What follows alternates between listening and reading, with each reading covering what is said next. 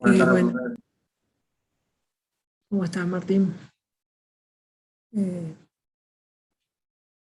Bajó el nivel de audiencia.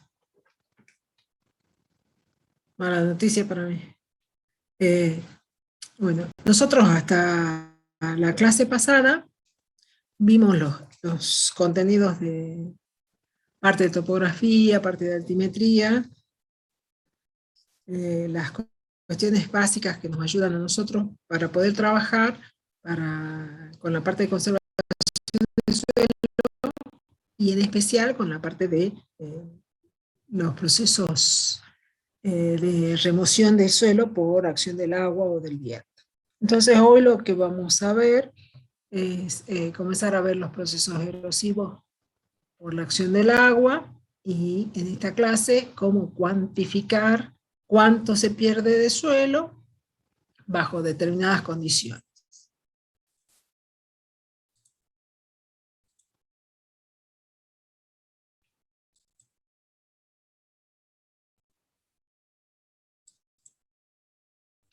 Bien. ¿Estamos todos viendo la presentación? Sí, Sí, profe, sí se ve. Muchas gracias. Entonces nosotros hoy en particular nos vamos a dedicar la clase a ver, a estudiar o analizar esta ecuación de pérdida de suelo, ¿no? Primero lo que vamos a hacer es definir erosión, los factores que intervienen en los procesos de erosión, en el proceso erosivo por acción del agua, por acción del viento también vemos, pero tiene que ver con, tiene una ecuación, pero es totalmente diferente. Entonces hoy lo que vamos a ver es eso. Primero definir qué es la erosión del suelo. Ustedes algo ya deben haber visto en suelos o en edafología. Entonces se define como un proceso por el cual se pierde o se desgasta teniendo una fuente de energía, la parte superior del suelo, y esta parte superior del suelo que se pierde o se desgasta va a depositarse en otro lugar. En el caso de la erosión hídrica, esta fuente de energía eh, que provoca que este suelo se desagregue, se pierda y se traslade a otro lugar es la acción erosiva del agua. Como habrán visto también en la materia anterior a suelos, estos procesos de erosión, esos procesos se consideran normales, esos procesos geológicos que han ido dando parte a la formación tanto de la fisiografía como del suelo, o distinguimos de esa parte, de esa erosión acelerada, que es la que acelera el proceso porque interviene la mano del hombre. Entonces, ¿cómo comienza este proceso erosivo? Tiene que ver siempre con la acción de la gota de lluvia, esta fotito del impacto que tiene sobre una superficie la gota de lluvia y cómo se produce esa salpicadura, es típica en la bibliografía o en las presentaciones, pero eso, cómo se produciría este proceso es, cae una gota de lluvia, esta gota de lluvia trae una energía con la que impacta en el suelo, produce primero esa salpicadura, produce una desagregación por ese impacto que produce la gota al caer en el suelo, y al producirse esa salpicadura, distribuye o transporta partículas del suelo.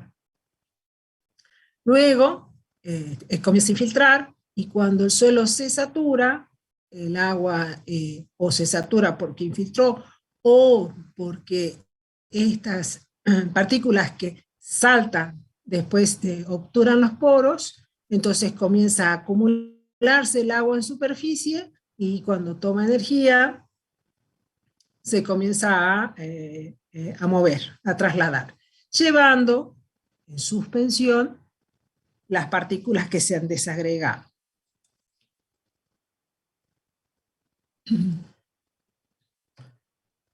Esa costra o sello que se produce por esa salpicadura y por ese taponamiento de los poros es lo que después nosotros ya hemos visto parte del proceso de encostramiento, es lo que nosotros conocemos normalmente en la zona como planchado, porque se produce una costra y después, ¿se acuerdan cuando veíamos fertilidad física que hablábamos de esa costra que se forma por erosión y que después impide la emergencia de las plantas? Este es lo mismo, un esquema visto con otro detalle para ilustrarlos a ustedes nada más para cuando estudien.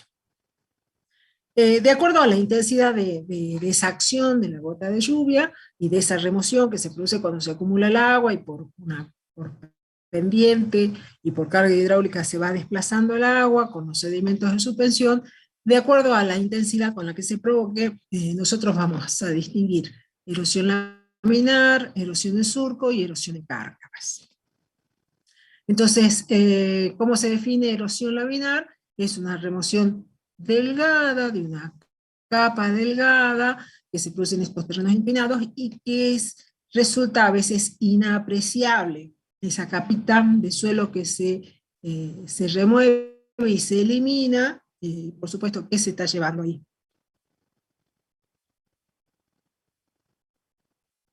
¿Qué se lleva el agua cuando elimina esa parte superficial? Sedimentos. ¿Y qué tienen los sedimentos que nos interesen a nosotros? De esa parte Nutrientes. ¿Qué más? El horizonte orgánico. Minerales. Tiene lo que tuviera, si tuviera un horizonte orgánico. La parte superficial es para empezar, la primera parte, y que además al suelo en condiciones normales le costó mucho tiempo generar, ¿no es cierto? Cada centímetro del horizonte dentro del perfil, cada centímetro del suelo que se genera le llevó ese proceso geológico de muchos años, entonces se nos va llevando una capa superficial, una capa rica, una capa con materia orgánica, y entonces eso nos permite, muy bien, ahí había puesto materia orgánica, esta erosión laminar, ustedes la pueden distinguir a campo, porque como se lleva esa parte, esa capita superficial, lo pueden distinguir cuando empiezan a ver esa pedregosidad, esas piedritas chiquitas en superficie. O pueden ver esto, que se lo voy a poner un poquito más grande, que es típico, en las piedritas lo que se denomina en pedestal, porque esta piedrita que estaba acá, todo lo que tenía a la vuelta, cuando empezó a escurrir, se llevó esa parte, entonces nos quedan estos pedestales con esa piedrita encima, ¿no? Entonces, y si no, nos quedan todo lo que normalmente se conoce como ripio, o piedritas en superficie, eso es la capa superficial, se ha removido y se ha ido como erosión laminar. Y en grandes superficies que se puede observar zonas más claras, como se lleva aparte de la materia orgánica, se puede observar esas distintas tonalidades, entonces las zonas más claras, las que ha producido, en donde se ha perdido por erosión laminar. La erosión en surco es cuando ya el agua de lluvia, en lugar de desplazarse así como una lámina, transportando los sedimentos, encuentra alguna depresión, entonces se empieza a acumular, empieza a fluir, rebasa, y siguiendo la pendiente, comienza a tener mayor capacidad de transportar, y se lleva mucho más material y provoca entonces surcos en la superficie. Entonces nosotros cuando tenemos estas pérdidas así que son marcadas y que las podemos ver, eso es lo que se denomina erosión en surco, y la característica es que a estos surcos se los puede borrar con el paso de la maquinaria. Y por último está esa erosión en cárcava, que es un surco muy, muy intenso, y donde llega a partir o disectar profundamente el suelo. Y el proceso de erosión de la cárcava comienza primero, siempre empezar con un surco, y después va removiendo en las paredes, ¿sí? Nosotros tenemos el surco, comienza a intensificarse ese proceso de erosión, y entonces comienza a profundizar a los lados, se empieza a perder suelo a los lados, y lo que se denomina una acción retrocedente, porque además comienza a crecer hacia atrás la carga, ¿no? Hasta formarse, y de eso nosotros tenemos en cualquier parte del paisaje que recorramos, siempre vamos a encontrar este tipo de cárcavas que se producen por procesos de erosión hídrica. Se caracteriza por tener una cabecera, las cárcavas, se produce esa pérdida importante de material, y de acuerdo a la resistencia o no que tenga el material original del lugar, las paredes pueden ser más o menos verticales de la cárcava, entonces genera una sección, lo que se llamaría una sección en U, o si es más resistente, una sección en B. Si las paredes tendrían una inclinación, y esa sección tendría esa forma de B corta. Entonces el agua comienza a fluir, tiene los sedimentos en suspensión, comienza a arrastrar, y cuando arrastra todo. Arrastra suelo, si el caudal de agua que lleva es importante, arrastra suelo, arrastra cultivos, arrastra todo lo que su carga le permita. Y acuérdense que con el paso del tiempo, los procesos erosivos se van intensificando, se van haciendo más importantes. Estas lluvias que nos generan erosión, ya vamos a ver los factores de la erosión, pero estas lluvias que nos generan erosión, y erosión importante por el impacto que causan, se hacen cada vez más frecuentes. Nosotros podemos observar los eventos más intensos con una mayor frecuencia. Y como ya hemos dicho, que se remueve el sedimento de un lado y se transporta a otro. Entonces tiene esa acción difusa, la erosión, tanto la hídrica como la eólica, es que nosotros sabemos que se remueve de un lugar, y eso que se remueve va a parar a algún lado, ¿no? Y eso es lo difuso, porque no sabemos hasta dónde puede llegar. Y nos afecta caminos, nos afecta infraestructura, además de la pérdida de ese material importante para nosotros, porque que nos permite llevar a cabo una actividad productiva o simplemente mantener los recursos naturales. Entonces este es un ejemplo de que los sedimentos dejaron enterrado un alambrado, ¿no? Este sería el poste del alambrado. Si ustedes ven ahí estas líneas, eso es el alambrado. O sea, hasta esa altura llegó la cantidad de sedimento que se depositó en ese lugar. Esto es el daño que ha provocado en un camino, en la zona de Santiago del Estero, o las rutas en la zona de Córdoba. ¿Sí? Los sedimentos se ubican sobre la ruta y provocan ese daño a la infraestructura. O una cárcava severa, como es en este caso, en una zona de cultivo, o en la zona nuestra de sacado del metán, se remueve tanto, se provoca tanto esa cárcava, que el alambrado queda colgando, porque todo donde estaba apoyado, esa parte, esa superficie con la que se apoyaba, se perdió por esa acción de la erosión hídrica. Y todo, como les digo, se deposita en algún lado. Entonces lo que se salió de un lado, se deposita y provoca, obviamente, tiene alguna consecuencia económica, ya sea por daño a la infraestructura, o en este caso, el daño a un cultivo de soja. Nosotros sabemos que, no entiendo la erosión diferencial, no entiendo eso. ¿Me podés aclarar mejor la pregunta?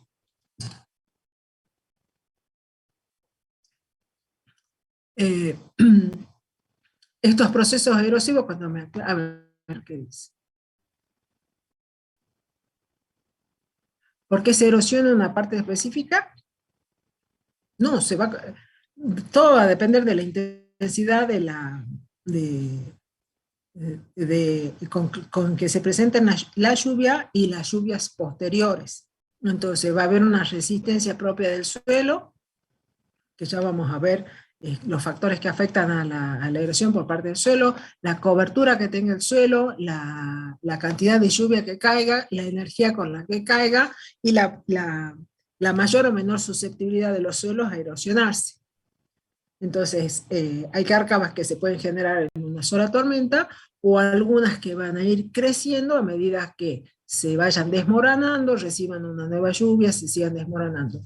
Y que tengan una forma en B o en forma de C depende del material original, de la resistencia que presenten o no a erosionarse ese tipo de roca, digamos, porque nosotros vamos a pasar del horizonte superficial a todo un perfil mucho más profundo, ¿no?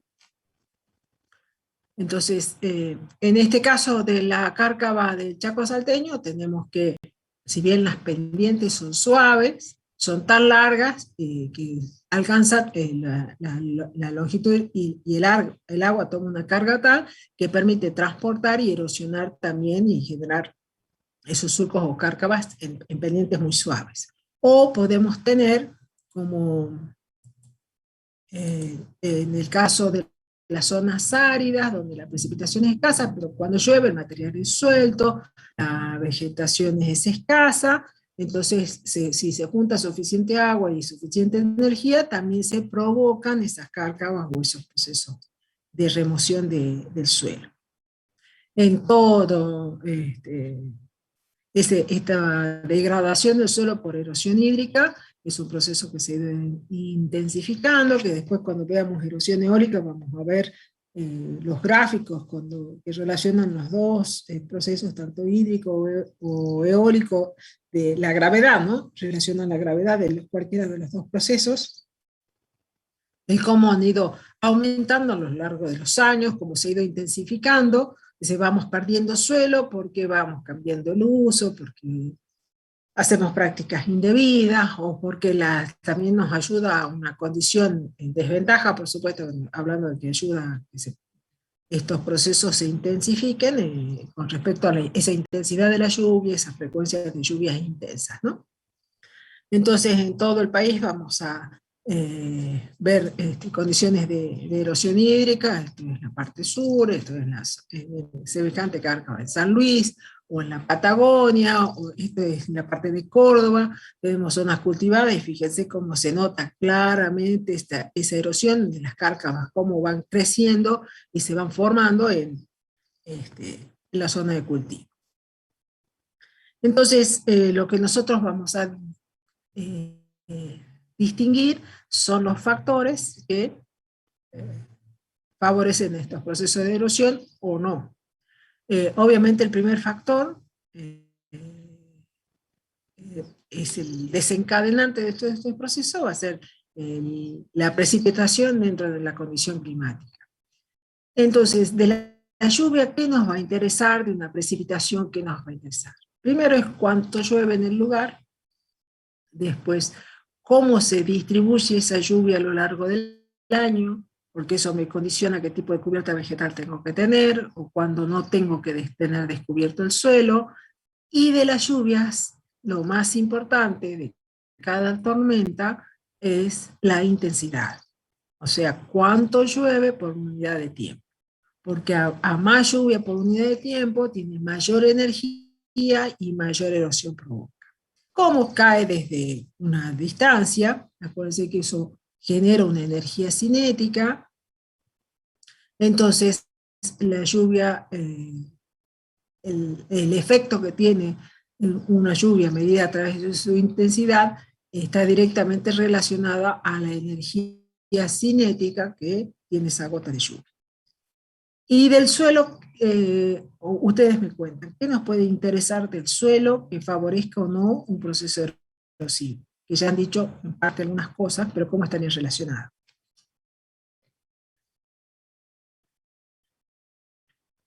¿Cómo dijo, profe? Textura, Textura, Sí, profe. ¿cuáles serían los factores que ayudan o no a, que un suelo sea más susceptible o no a la erosión hídrica? Uno habla de la textura y muy bien. ¿Qué tipo de textura?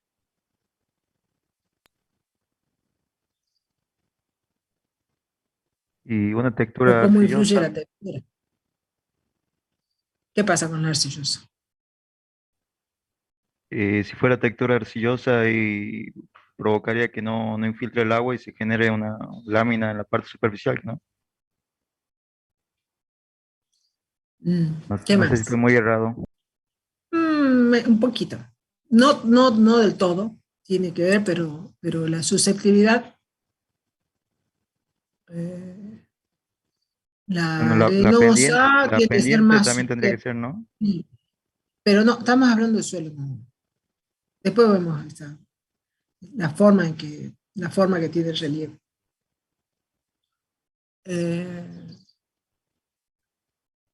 Para que el suelo se erosione se tiene que desagregar o se tiene que tapar el poro para que no pueda infiltrar el agua. La arenosa es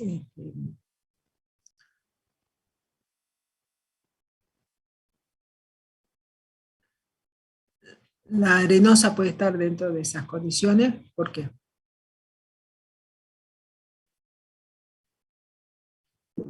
En una textura arenosa se desagrega, que no, por los poros, tiene muchos poros y la acción Por del el agua. tamaño de partícula se dificulta la agregación y por ende menos estables los agregados, más fácilmente erosionable el suelo. ¿Y la infiltración cómo está ahí? Mayor infiltración de agua. Ah.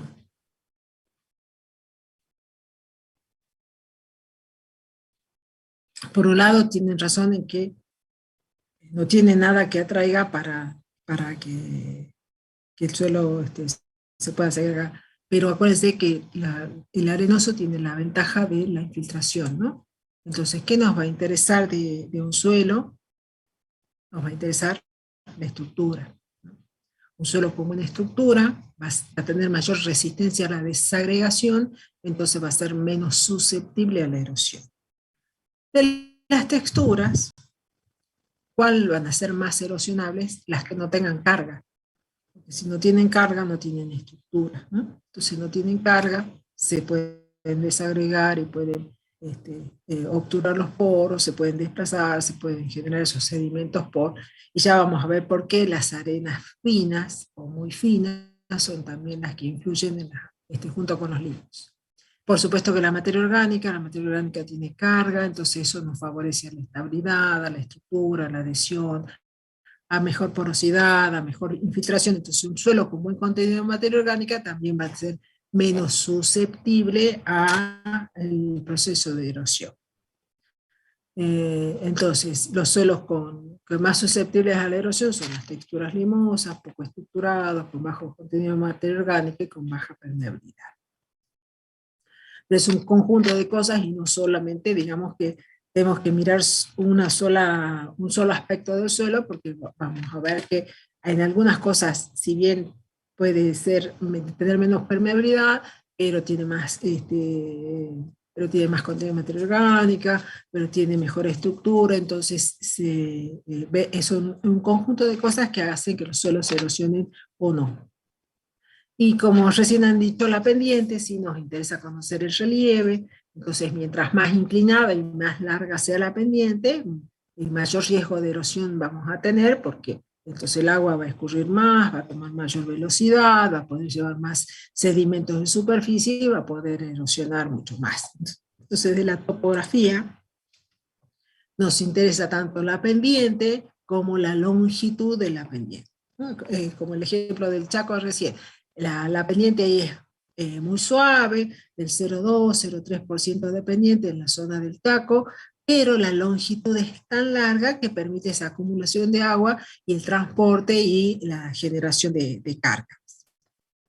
Por supuesto que si un suelo está cubierto, va a ser menos susceptible a la acción de la gota de lluvia, esa energía que trae la tormenta y que desagrega y que genera todo ese proceso erosivo.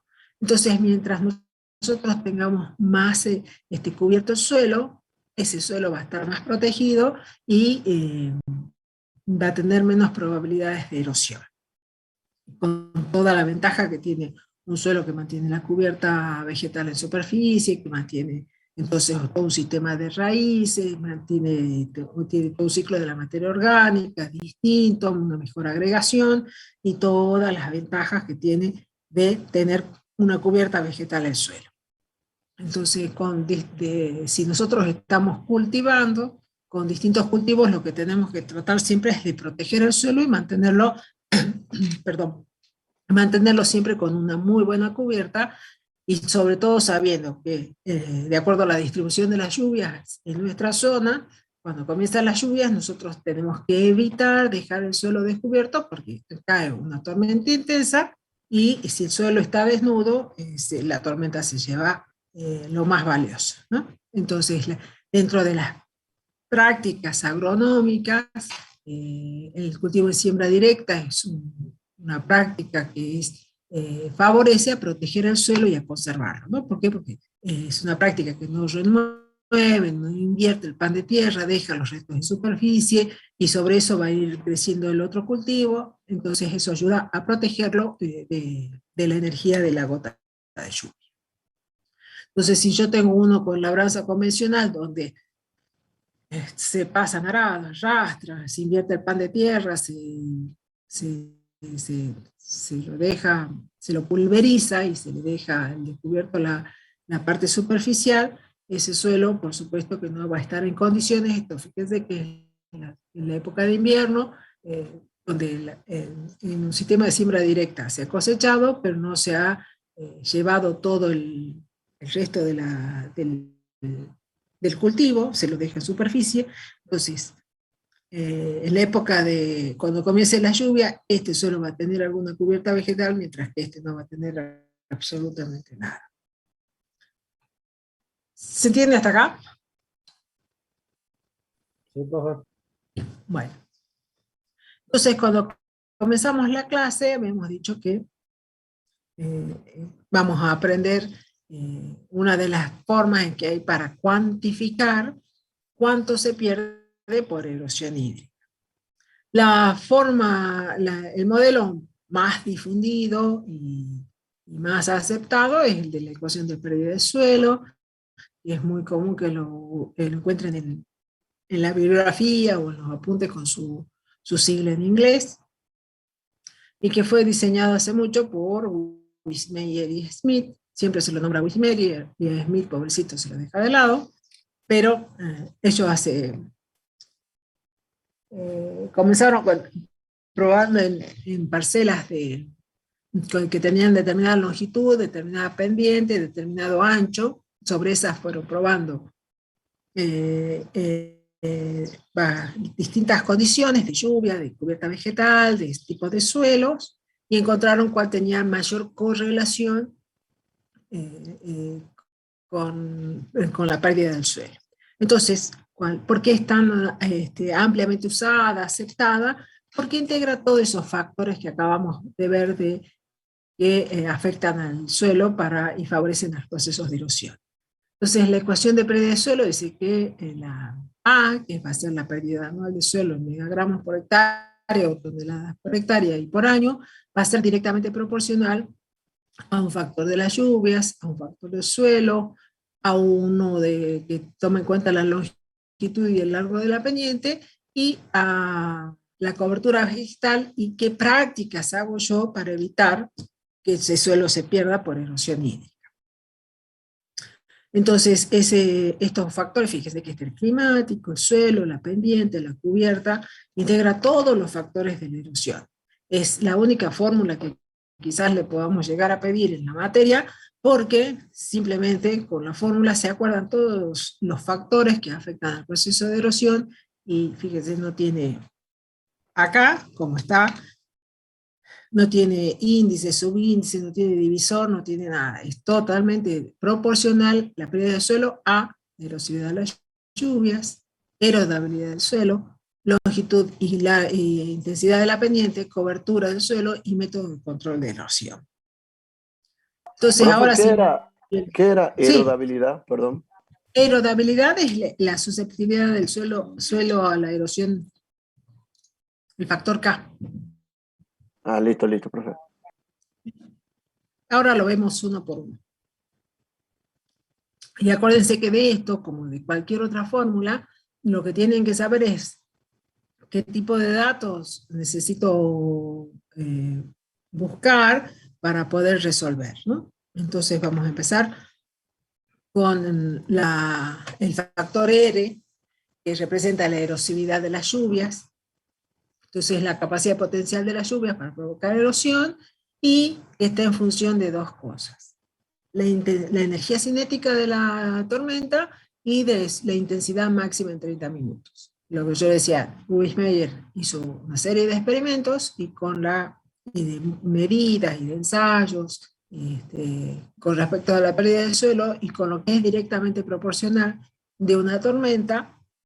Y la pérdida del suelo es eso, ¿no? La energía de la gota de lluvia. Entonces para eso se desagrega una tormenta y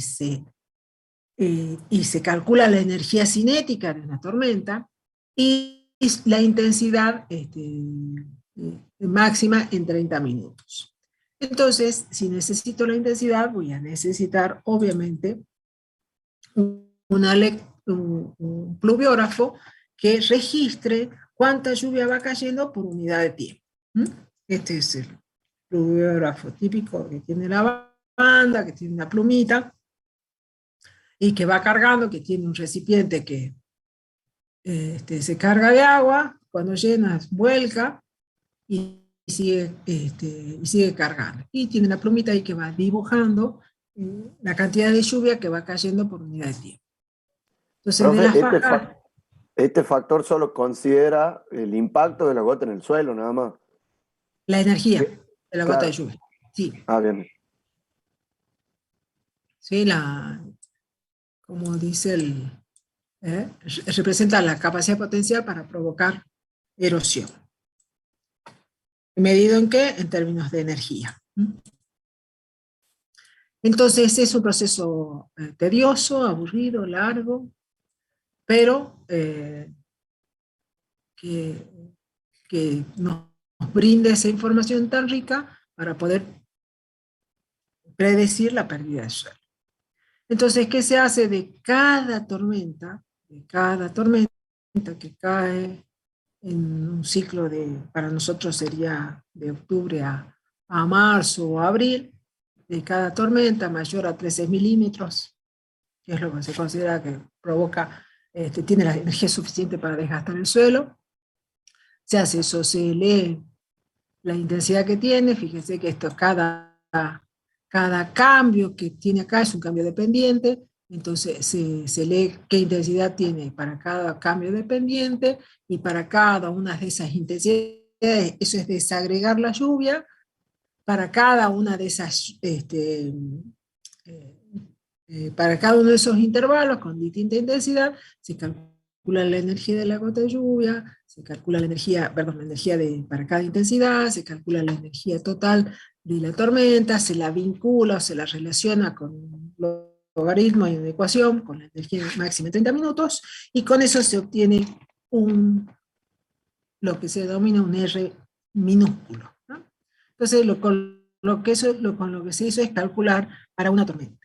Ahora, con una tormenta, ¿nosotros podemos predecir algo?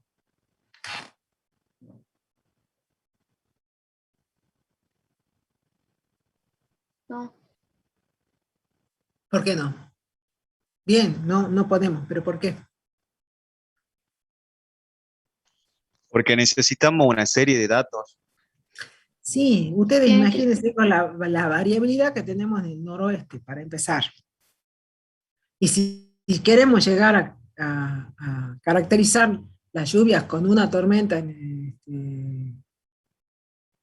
estaríamos cometiendo graves errores, ¿no es cierto? Entonces lo que se hace es, de registros de precipitación de 20 a 25 años que tienen que ver con esa variación, sobre todo que tenemos nosotros de cantidad de lluvia que cae por unidad de tiempo en los distintos años, con distintas intensidades, distintas frecuencias. Entonces se calcula para cada tormenta, para cada año, para cada mes, y con eso después se llega a un valor de R, que es esta R mayúscula, ¿no? Y con eso se tiene un R anual. Entonces con eso ya tenemos los valores de factor de erosividad de las lluvias leído desde las fajas.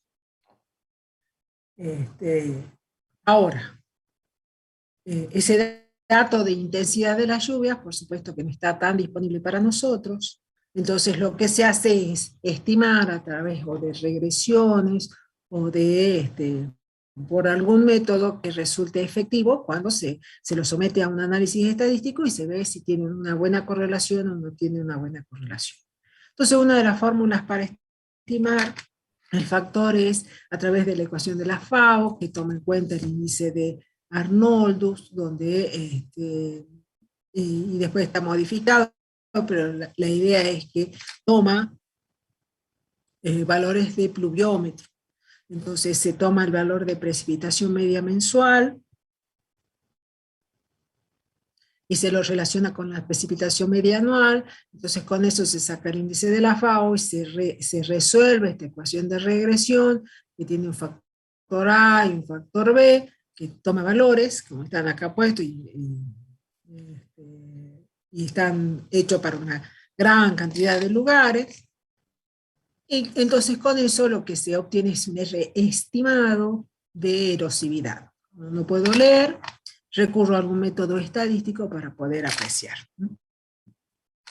Como ustedes ven acá, los valores de correlación habían representado un valor muy alto de 0,89, una muy buena correlación. Entonces con esta formulita y con esta metodología ustedes van a tener para resolver en el práctico.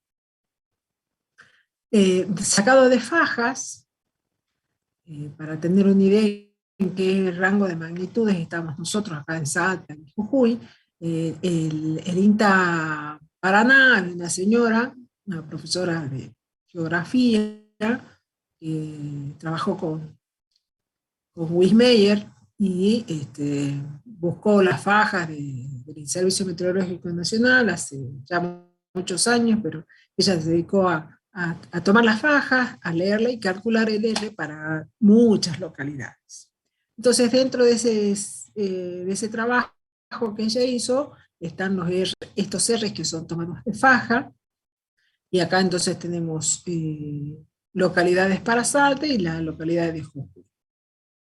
Y fíjense los valores en los que varía, ¿no? Para Salta es un valor más bajo, mientras que para Orán, Tartagal tiene un valor más alto de R, lo mismo que para Jujuy, ¿no? Salta y Rivadavia menos, y un valor alto, que ya vamos a ver las tablas, que siempre nosotros brindamos tablas para tener una medida de referencia, un valor alto de R, que tome un valor de 600.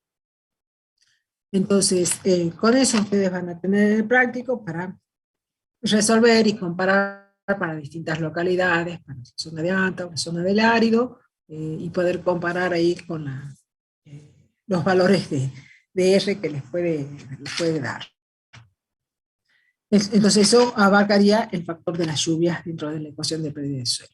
El factor siguiente era, el que habíamos visto, erodabilidad, que eso nos representa entonces la vulnerabilidad o susceptibilidad a la explosión, a la erosión, y que en esto nos dice entonces por qué unos suelos bajo cuáles condiciones un suelo es más susceptible que otro. ¿Cómo se puede cuantificar ese factor K? Está a través de esta ecuación larga, y que resuelta la ecuación nos brinda este nomograma, que tiene una primera aproximación y una segunda aproximación. Entonces yo puedo resolver o por la fórmula o por el nomograma. ¿Qué factores intervienen en la fórmula? Acá dice que 100K, o sea, 100 unidades de este factor K es igual al 1,292, que esto sirve para convertir al sistema nuestro de unidades de medida.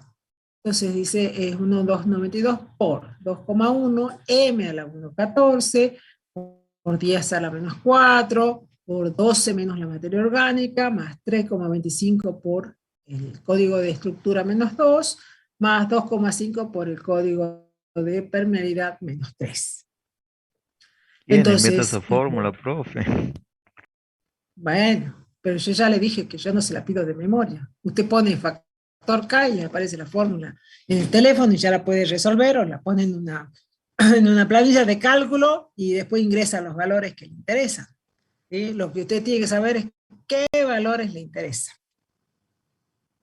Entonces, del suelo, ¿qué nos va a interesar? La textura, que es esta M a la 1,14, es esto, ¿no? Arenas muy finas, más limo, o sea, sacado del análisis de suelo, porcentaje de arenas muy finas, más el limo por 100 menos el porcentaje de arcilla, ¿no?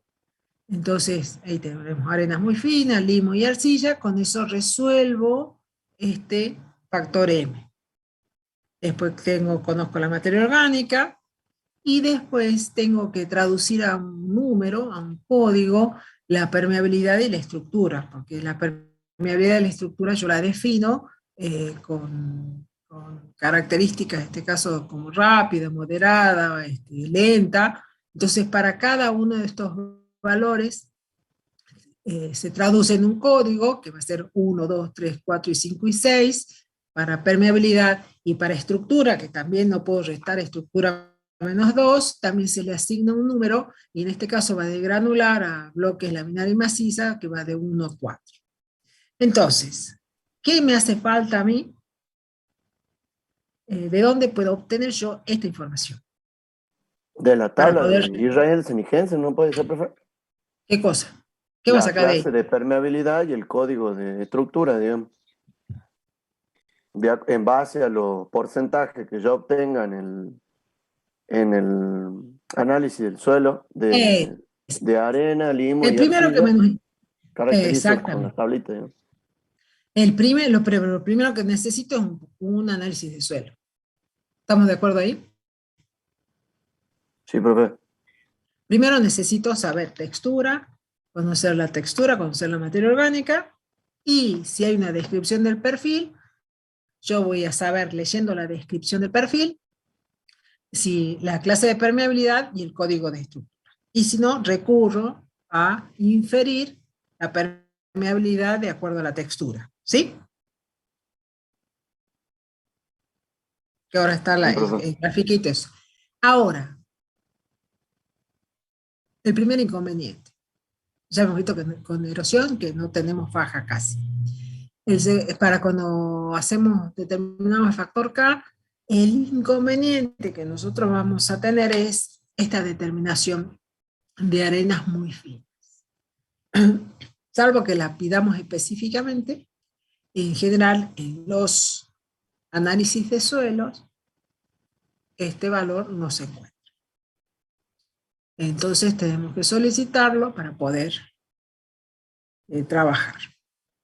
Profe, ¿y eso se hace haciendo una diferenciación granulométrica de las partículas? Por tamizado, sí. Ah, bien, bien. Por tamizado se hace. Con el de Uyuco no lo puede obtener si no se hace por tamizado. Y fíjense que suma limos más arenas muy finas, ¿no? Lo toma como un solo. ¿Por qué será?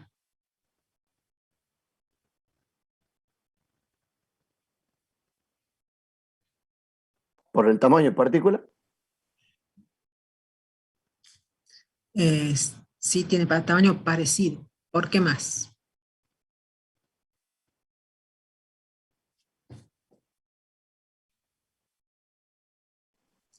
¿Qué carecen los limos? ¿Qué carecen los limos? ¿De qué?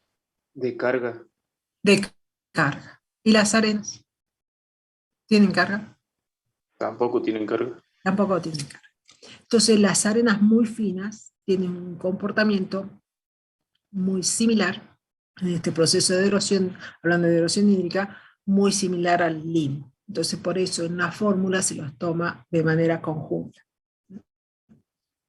Entonces una forma que nosotros podemos hacer es resolver, obtener el factor K a través de la ecuación, que ya insisto, si yo coloco esa ecuación en un Excel, se resuelve de manera rápida y sencilla, ¿no? Lo que yo tengo que saber y reconocer qué valores del análisis del suelo voy a tomar y cómo voy a traducir la permeabilidad y la estructura a un código. Entonces, la otra forma que yo tengo de hacer es de resolver. Bueno, la verdad que prefiero la fórmula antes que el nomograma, pero bueno, el nomograma es el resultado de la aplicación de la fórmula, ¿no? Entonces, hay una primera aproximación que toma en cuenta en el eje de las I, acá tienen los limos más arcillas, más arenas muy finas, después toma en cuenta las arenas totales, el grado de, sí, porcentaje de arenas y materia orgánica, ¿no? Cantidad de materia orgánica. Entonces, en esa primera aproximación, ¿qué voy a hacer? Voy a sumar limo más arenas muy finas, voy a buscar, en este caso las arenas vienen así, son las curvas que vienen desde el 0 hacia este otro eje, entonces busco el porcentaje de arenas que tiene, que para el ejemplo está puesto acá, ¿no? Limos más arenas muy finas, resto de arenas, materia orgánica, y la estructura y su código que tienen la información ahí. Entonces limo más arenas muy finas, ubico el porcentaje de arenas que tiene, busco el contenido de materia orgánica, y cuando tengo el contenido de materia orgánica me traslado con ese valor hacia el otro gráfico. En ese otro gráfico las primeras rectas que se muestran acá son las que corresponden a estructura, que va de 1 a 4, en este caso hemos dicho que la estructura granular fina toma un valor de un código 2, entonces busco el código 2, la curva que representa la línea que representa ese código, y después busco el de permeabilidad, y de ahí salgo al eje de la SI, y ese valor es el valor de erodibilidad. Entonces tienen dos formas de resolver: por la ecuación o a través de este nomograma de Wigner. Y acá está lo que decían ustedes de los gráficos cuando no tengo la permeabilidad y conozco el triángulo textural y conozco esta permeabilidad que puede tener las texturas. Puedo inferir, si no tengo el dato, si no tengo la descripción del perfil, qué permeabilidad tendría de acuerdo al grado de acuerdo a la textura, perdón, que presenta el suelo. Entonces puedo, de acuerdo al porcentaje de limo, arenas y arcilla, puedo ubicar, entonces esto es lo que dice 1, 2, 3, 4, 5 y 6, es la permeabilidad, ¿no? Lo ubico ahí y establezco ese código de permeabilidad. Otro ejemplo con el porcentaje ahí que tienen para practicar.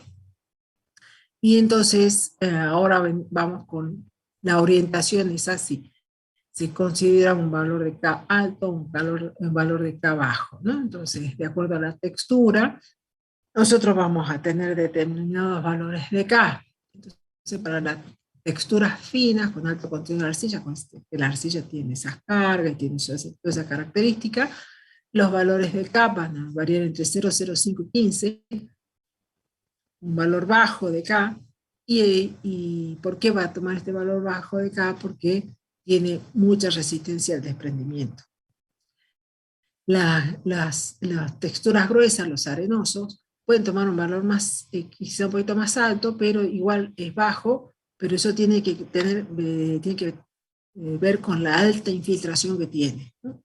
Si bien no tiene muchas cargas, pero también tiene esa capacidad de infiltrar mucha mayor cantidad de agua que en otras condiciones.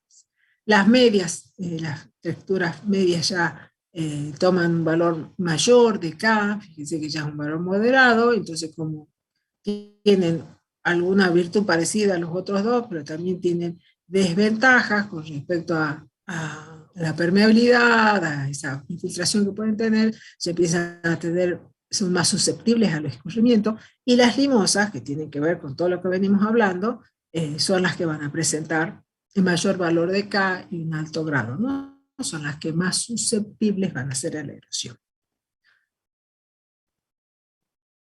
La otra condición que nos interesaba era tanto la longitud como el largo de la pendiente. se los toma como juntos, como una interacción entre los dos, y también tenemos la opción, en la guía tienen una fórmula para resolver, pero también tienen la opción de resolverlo a través de el gráfico que relaciona el factor LS con el largo de la pendiente y el grado de la pendiente. Entonces, ¿qué es lo que tengo? En el eje de las X, yo voy a tener ahí el valor de L, ¿no? La longitud de la pendiente. Lo único que tienen que tener la precaución es en qué unidades está representado el gráfico. Acuérdense que esto se origina en otros lugares distintos a los nuestros, entonces de pronto pueden tener que el gráfico que encontraron en algún lugar, el valor que se representa acá en el valor de X, puede ser en pies, ¿no? Entonces, en eso tengan la precaución de ver si está en pies o está en metros. Entonces, fíjense que para cada grado de la pendiente está representado por una recta, entonces empieza de 0,5, 1, 2, 3, 4%, y así sigue hasta el 50% de la pendiente. Y en el eje de la Y tienen el factor LS. Entonces, ¿cómo se resuelve el valor del S para este caso? Que tiene la opción, vuelvo a decir, que tiene una fórmula. Entonces, si nosotros tuviéramos una medida de longitud de la pendiente de 100 metros y una pendiente del 10%, entonces, ¿qué tengo que hacer? Ubicar el valor de 100 metros, buscar el valor de la pendiente del 10%, en este caso es esta de acá, y después con ese valor me traslado acá al eje de la Y, y con eso me marca el valor del factor de LS. Entonces, hasta ahora, ¿qué tuve? El R de las lluvias, el K del suelo, y el LS de la forma y el largo de la pendiente del terreno. Esos tres valores, ¿cuánto de esos tres valores puedo modificar yo? ¿En qué ustedes qué podrían modificar? La lluvia, el suelo, la pendiente, el largo de la pendiente.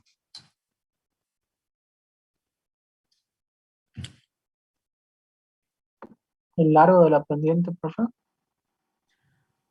Con suerte de todos esos, nosotros podemos llegar a modificar el largo, que lo vamos a ver después con las prácticas o las técnicas de conservación, pero si no, la lluvia no la puedo modificar, el suelo puedo llegar a tener algún cambio chiquitito si mejoran los contenidos de materia orgánica, pero en general son condiciones del lugar, y por supuesto que la inclinación de la pendiente, si la quiero modificar, es bastante costosa, es bastante difícil modificar eso, ¿no? Entonces esos tres factores son condiciones más bien impuestas, que me va a ser difícil manejar, salvo el largo de la pendiente, mientras que el C y el P sí yo puedo introducir cambios y poderlo muy bien. El Casimiro tiene que ver con eso, con las terrazas, y acortar las pendientes, y acortar esa longitud de las pendientes, ¿no? Entonces, el L es lo único que yo voy a estar en condiciones de modificar, mientras que el C y el P sí puedo hacer bastante para modificar, ¿no? El C, ¿cómo se define? Se define como la valoración de esa cobertura que tengo, y que varía entre 0 y 1, tomando el valor 1 en la condición más desfavorable, ¿no? Es cuando está el suelo en barbecho desnudo y ha sido laboreado, se han hecho todas las labores del suelo a favor de la pendiente, ¿no? Entonces, dándole todas las condiciones para que ese suelo se pueda erosionar. Ahí tomo el valor 1. Y después hay distintos métodos para medir la cobertura.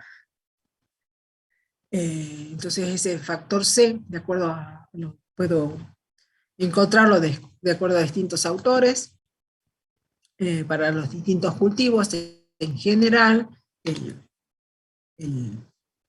el factor, perdonen que voy a pasar, el factor C en general se combina, cuando se hacen los ensayos, combina con el factor P, ¿no? Que el factor P tiene que ver con lo que estaban diciendo los compañeros, que es construir terrazas. Entonces, si estoy haciendo una práctica de conservación, si estoy haciendo una terraza, tomo un valor, también va de 0 a 1, tomo un valor de 0 a 2. Si estoy haciendo técnicas agronómicas de realizar cultivos en curva de nivel, de 0 a 6, y si no hago absolutamente nada, tomo el valor 1.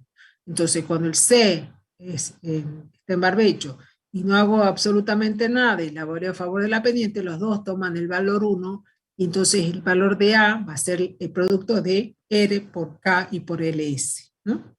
En cambio, si comienzo a actuar acá, esta es la condición que a mí me permite modificar con la cobertura del suelo. Fíjense que los valores, mientras más chiquitito sea el valor, como es directamente proporcional, menor va a ser la pérdida de suelo.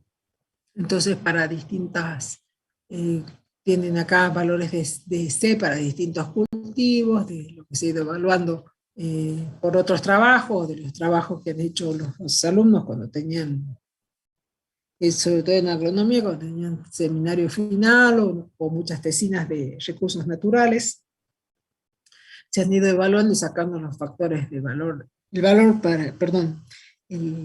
la cuantificación del C, y también esto permite además plantear escenarios, ¿no? Entonces, por ejemplo, para eucaliptus, para el primer año, el eucaliptus va a ser una plantita rala, angosta, que no va a proteger tanto el suelo, pero cuando pase el tiempo esa misma planta se desarrolla su follaje y cubra de otra manera el suelo. Fíjense que el valor C toma un valor muy, muy chiquitito, ¿no?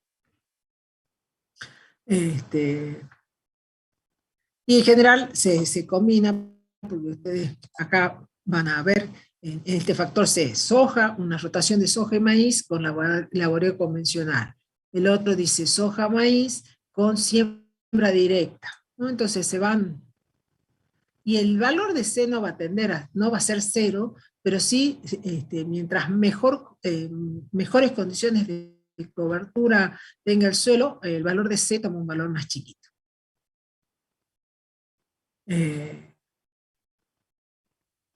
En general, como les digo, se evalúan en forma conjunta, con prácticas agronómicas y con técnicas de prevención de la erosión. Entonces se trabaja en cultivos de curva de nivel, con siembra directa, con terrazas, y se evalúan juntos para poder obtener un valor en general de C y P juntos, ¿no?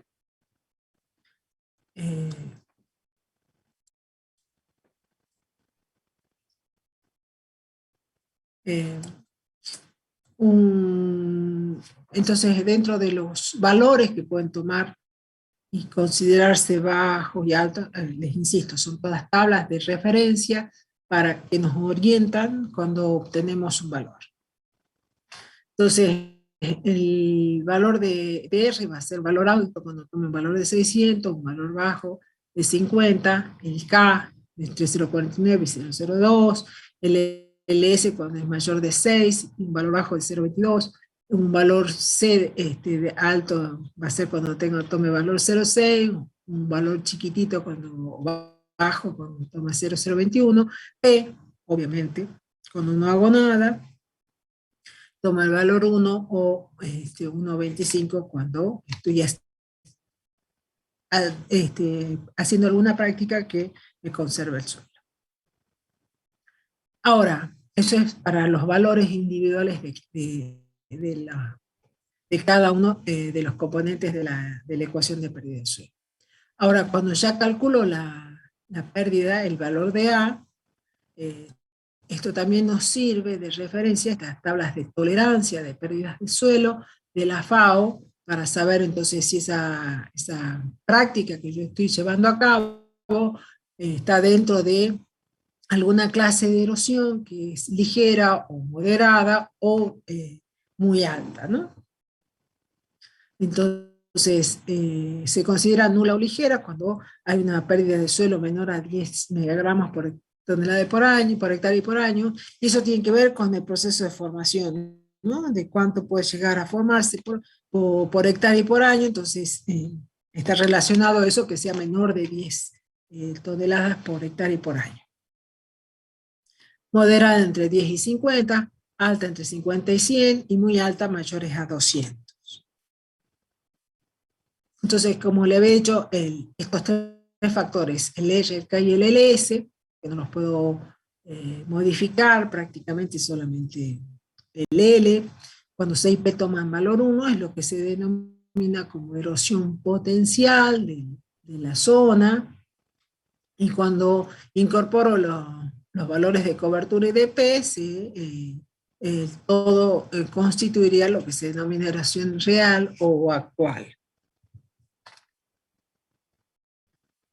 En la presentación tienen un ejemplo de cómo usar la ecuación, tomando el valor de faja para Salta de 326, y con valores para resolver K de limo, arcillas, materia orgánica, estructura y permeabilidad. Fíjense que da un valor alto de 0, resolviendo con la ecuación, ¿no? De 0,4938. Un factor topográfico que acá habla de un valor medio, eso es cuando yo estoy en un predio, mido las longitudes de la pendiente, porque no va a ser, puedo no tener un predio no uniforme en cuanto a largo de la pendiente, entonces mido distintos largos de la pendiente y tomo un valor promedio, lo mismo que para cada una de esas líneas que tiro y mido, determino la pendiente y puedo sacar un promedio para trabajar el L y el S. Entonces el valor del LS para este caso da 0,35. Y para el caso de la cobertura y la práctica de cultivo, fíjense que habla de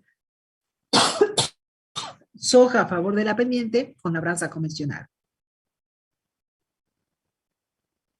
Entonces ese valor de CIP para el caso de esa forma de cobertura y con esa práctica, ninguna, labranza convencional no es una práctica de conservación, el valor de CIP toma el valor de 0,406, entonces reemplazo cada uno de los factores en la ecuación de pérdida de suelo y el resultado es más 23 megagramos por hectárea y por año, ¿no? Entonces ese valor supera lo que en general nosotros se toma como tolerancia el primer valor de la tabla, que es nula o ligera, menor a 10.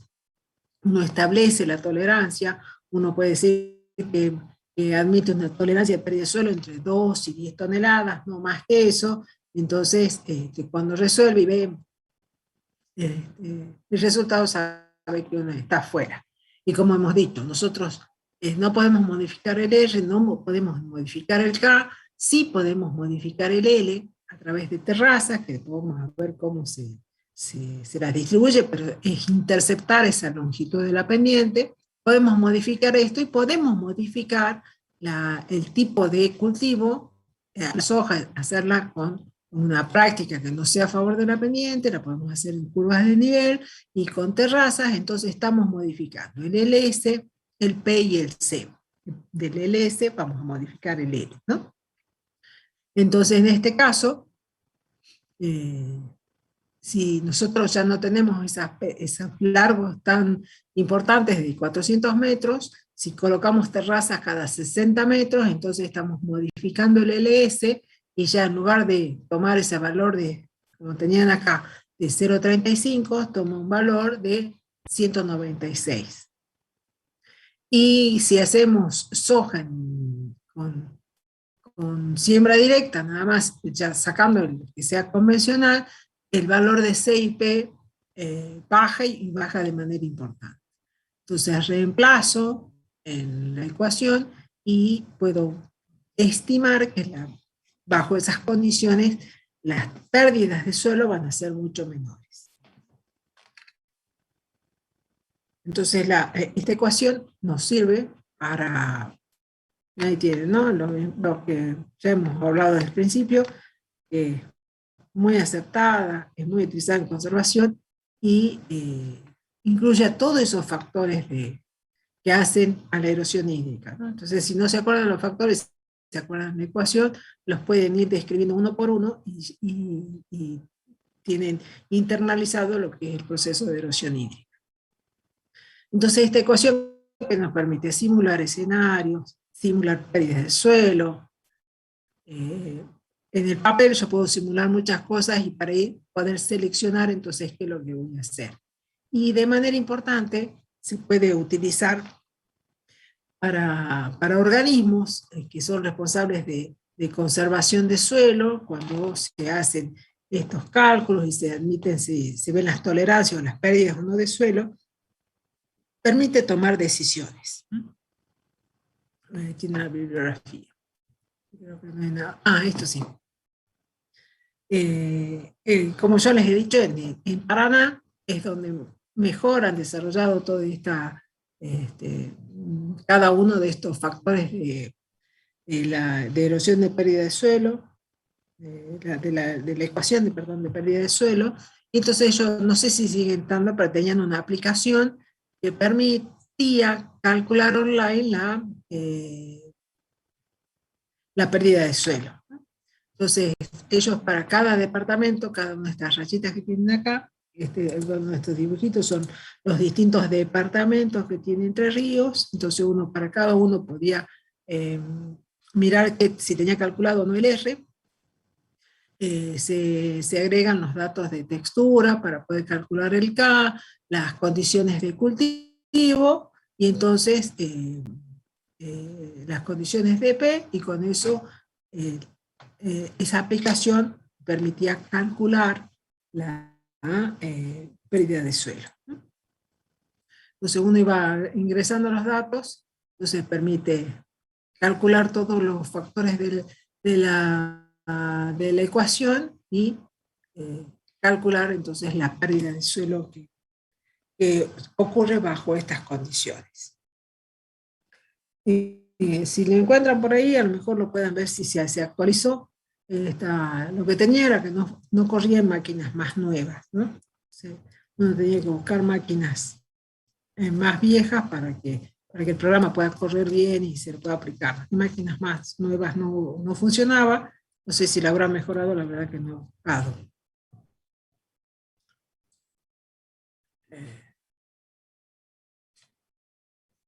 Y eso sería hasta hoy la ecuación de pérdida de suelos. Me apuré. ¿Alguna pregunta? Esto tenían para resolver el viernes y el lunes.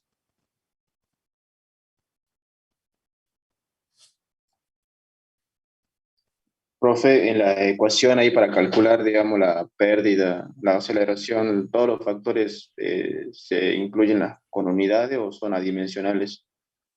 En general, con la fórmula, ya fíjate que el 1,292, por ejemplo, te lleva todo el sistema métrico, el factor R también te lleva todo a... en realidad lo que tienen unidades son el R y el K, nada más. El C y el P son sin unidades y el LS también. Son sin unidades. Entonces con las unidades del R y el K se lleva eso a toneladas por hectárea y por año. Bien, profe, gracias. De nada. Hola, profe. Bueno. Si no tienen preguntas. Hola. Sí, diga. A mí me quedó una duda no sé si le puedo hacer, ¿no? De la parte de fertilidad química, cuando habla de grado equivalente y de grado del fertilizante.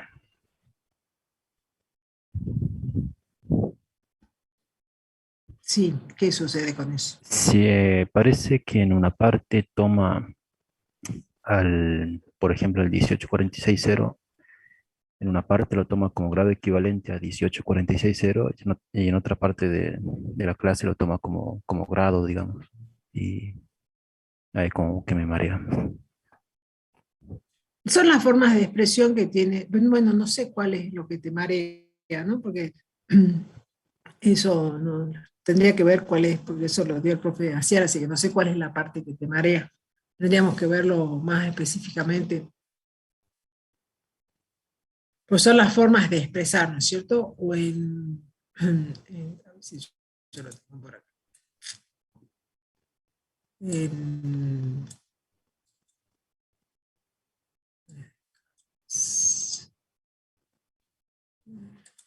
hasta que yo busque alguna otra pregunta por ahí.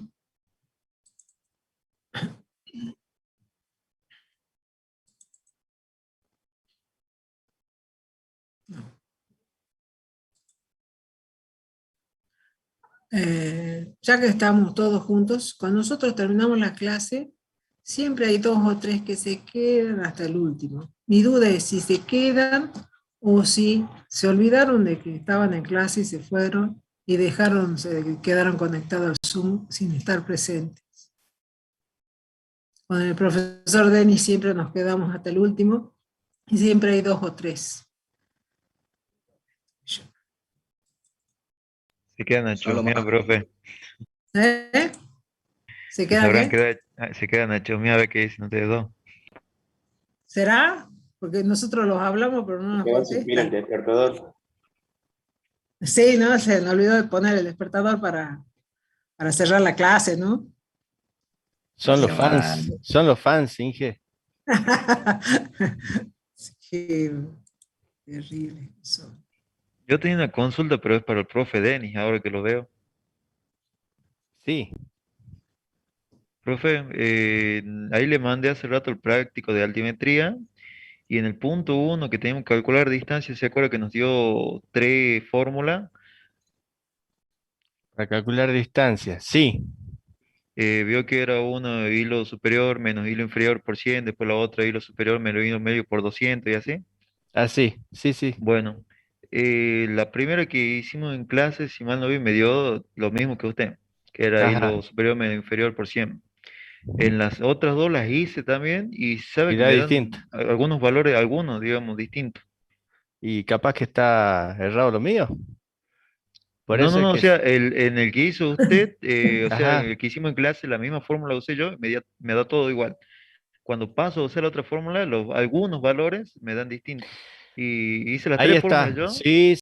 Sí, es correcto. Eso no lo aclaré ahí en clase. Era un puntito para que lo veamos en grupo, se me pasó, que justamente eso puede pasar cuando hay un error de lectura.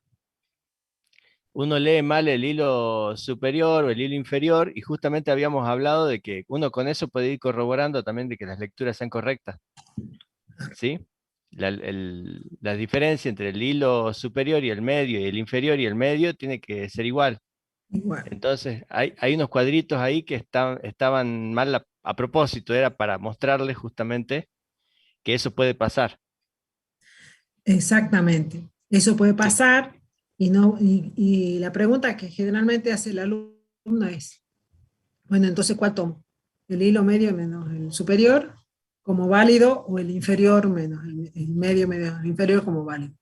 Si nosotros no hicimos ninguna observación acá, porque tuve una dificultad para leer el libro inferior, que había reverberancia, eh, bueno, ¿cómo puedo saber cuál está bien?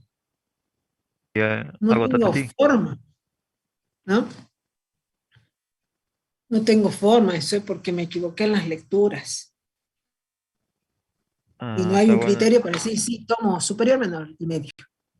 Y no sé si leí bien el superior. Claro.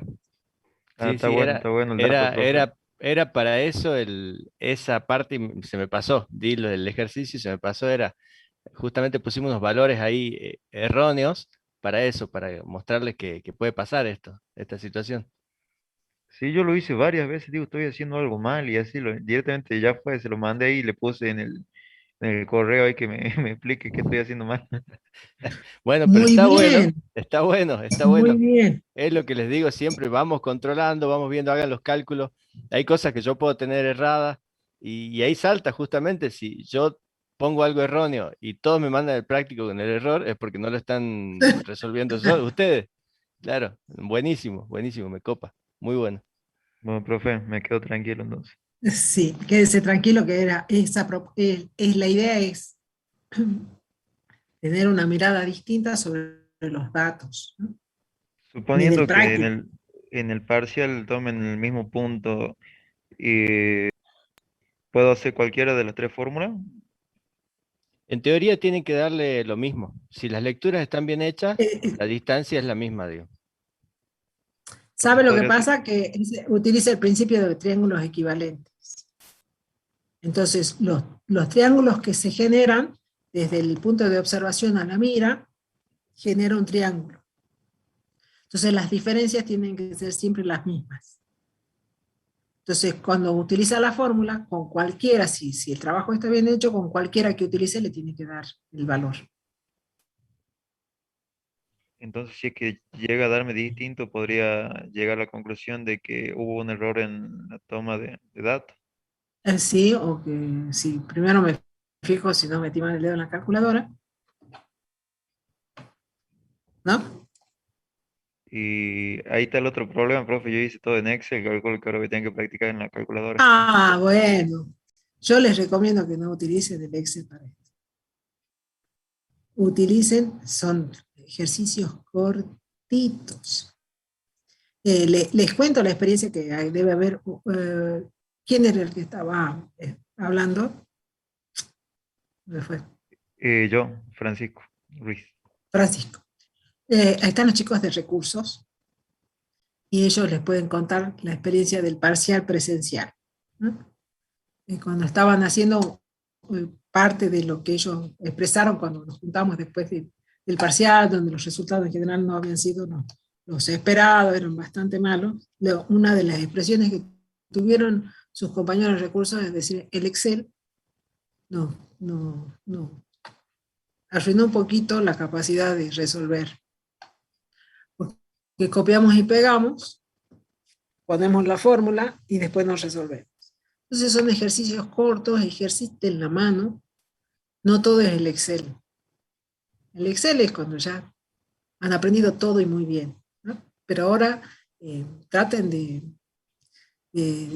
seguirlo al profe cuando hace los ejercicios, realizando los ejercicios con lápiz y papel al lado para irlo siguiendo. Ejerciten